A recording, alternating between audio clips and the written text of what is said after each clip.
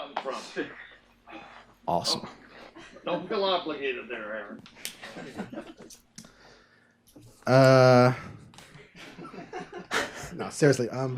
So Oregon State's clearly been struggling lately. They're clearly a rival for you guys. You love beating up on them, but would you prefer to see them be more of a competitive rival to maybe spice things up a bit, especially as someone who's from this state? I could not. I mean, how do you answer that question? No, I just haven't thought of any aspect of that.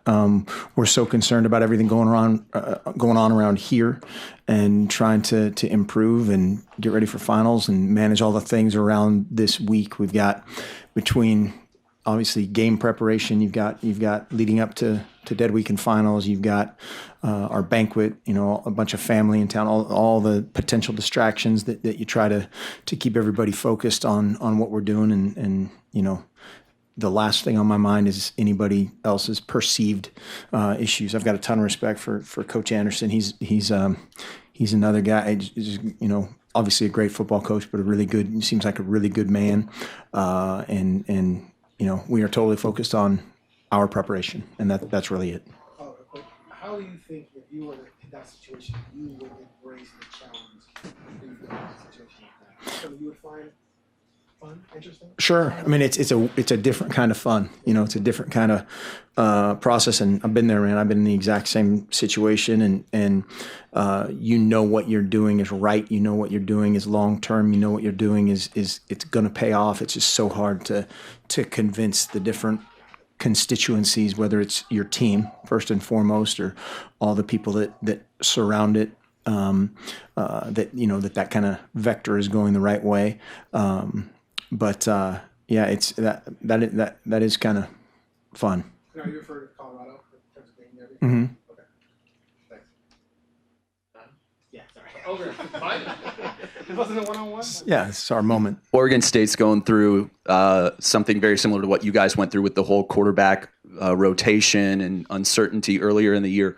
What is that like that you see for the players, and as a coach, trying to find that level of comfort, that rhythm of throwing to and receiving the pass amongst the players? I think the rhythm of throwing to and receiving the pass can be a bunch of different ways. It's more so how just how the momentum or the direction of your offense is going to go. When you have one guy that's playing really well and is a great practice player at quarterback, that affects everybody. That makes everybody have a little bit more of an edge. Your special teams are better. Your backup linebackers are better. All those things, that's contagious.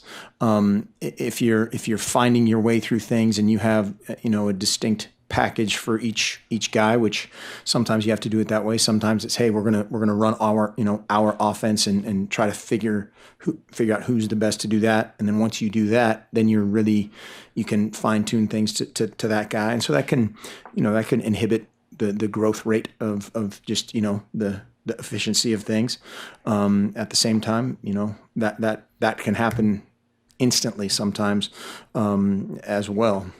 So it just depends on the situation. AJ. Coach, obviously this is a short week, made even shorter by the holiday. What adjustments do you have to make as coaches schedule-wise, and how do you regain the guys' focus at the appropriate times when the week's broken up like this? Yeah, we try to just keep it as similar as we can to a normal week. We kind of basically mashed Sunday and Monday into Sunday, and our biggest thing is when we watch the film, we have a team meeting. That week is done, and whether that's whoever we just played, USC or Stanford, or going back throughout the year, is you turn the page and you turn the page toward correcting what you didn't do well, building on what you did do well, and start game plan. And the playing a Friday game is not it's not that drastic of an adjustment. I think the biggest adjustment, like Chip and those guys I know have a Sunday to Thursday this week. That's a little harder, just a 2-day difference or a 3-day difference in that case. That's significant. One day you can hybridize pretty easily. Is that a word? Should be if it's not. Mike Riley was the face of Oregon State for a long time. What's it like preparing for a Beavers team that doesn't have Mike Riley on that sideline, and preparing for a new coaching staff? Yeah, it's there's so much. There's a lot of familiarity of their staff, even with Coach Anderson being new. Kind of the sort of Utah component with Coach Sataki and their defense, Coach Baldwin and their offense. There's enough familiarity of kind of that from a schematic standpoint that we know about. But with Gary Campbell and Steve Greatwood and some of these other guys that have had 35 plus Civil Wars or something like that there's been a few other guys on that sideline. And so again, you're so much more concerned with what you're doing, not so much who's on their sideline, who's between the white lines. That's more of a concern. Andrew?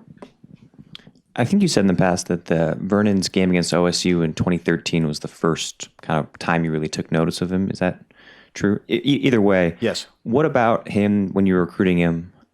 Led you to think that he could kind of do that stuff week in and week out like he's been doing these last 4 or 5 weeks? I don't know if we really did know that, necessarily. I think that's kind of the X factor things that you can see a guy. It's easy when things are great and they keep working or whatever, but when things aren't great, how do they respond? Or maybe if things aren't, are going well, how they continue to do that. I think if there was any kind of insider knowledge, it was from a couple guys on our staff that have a relationship with his high school coach that, at the time he was coming out, he was, selling Vernon and which again, every high school coach does that. But all those kind of things, the competitive things, the intangible things, were very positive. And so, if there was any kind of leg up knowledge-wise, it would have been that. Mike Scow on the back. With it being the last week for another class of seniors, does that list of emotions, of that bittersweet feeling, that proud feeling, that appreciation, does that ever change? Or do you always feel that proud, that happy for this next group of guys that are moving on, that have helped sustain the program? Yeah, that's a great question. It's again very unique to the individual. I remember last year at the senior day, and it was kind of wave after wave of emotions for very different reasons. Very few of them have to do with football. Whether it's guys overcoming something, guys that you helped recruit guys, just all the things that kind of go into that. Seeing these guys grow up, that's a lot of fun, and it's very emotional. Sometimes the good thing about it is we get another game, hopefully with everybody. But yeah, that's very natural, but very individual too. Some guys that won't hit them until they, come off the field of their last game that they know is their last game. Some guys, Autzen Stadium has that, much more of an effect. Sometimes it's their family. You just never know exactly what makes that happen. Tyson? Can I go? Did you have a favorite Oregon State player growing up?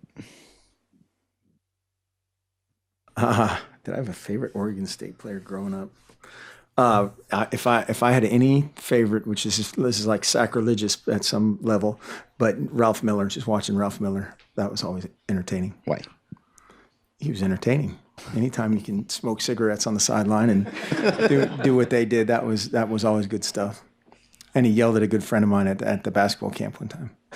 Chicken wing Paul. Anything else? Oh, Can go ahead, I do another one since I got it?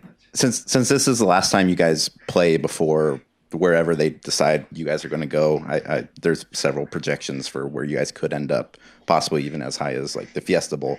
Is there any incentive to kind of leave a stamp on this game, leave a mark to, just so it kind of lingers in whoever's selecting where you guys go? Yeah, if that's one of the fallouts kind of where we are, as soon as you lose a game, you lose that control. But we want to play great for a lot of reasons, and if that's one of them that our guys use to fuel their preparation, great. And then we want to play great on Friday because we get to play, and we want to compete our tail off and go against a hungry opponent that this will be their Super Bowl. It's their bowl, and we know that. And our guys, again, if they can use any of that stuff to put in that kiln to stoke it, to fire it, their preparation, great.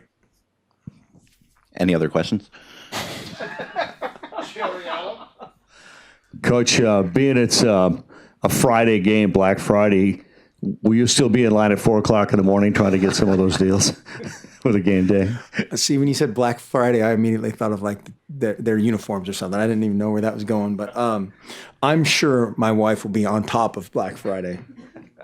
Yeah. Serious question.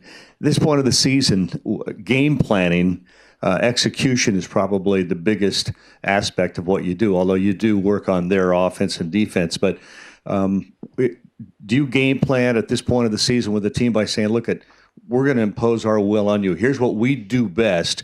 You try to stop us. Or do you try to work basically on what they present? I think it's always both. I think you're always going to try to do your deal, so to speak. But then you're also going against a unique set of scheme and personnel every week. And so again, whether it's Oregon State or USC, you're gonna prepare to what you think your perceived strengths are. You're going to prepare against what you think their perceived weaknesses are. Their percentages of zone versus man versus run pass out of this format. All those things the variables that you look at, and that's pretty standard. Anything else? Oh, Mike? I think he's over his limit. Matt Lubick said he's a white turkey guy. Dwayne Stanford says he's a stuffing guy. What's your dish of choice at Thanksgiving? See, I'll fit right in with those guys. Both. I love the stuffing. Gotta have stuffing and dressing. That's key. But yeah, turkey, everything. I love everything Thanksgiving. What's the difference between stuffing and dressing? One's in the bird, one's not. Right? Isn't that AJ? Yeah. Okay. All right. Yeah. Sharp jump.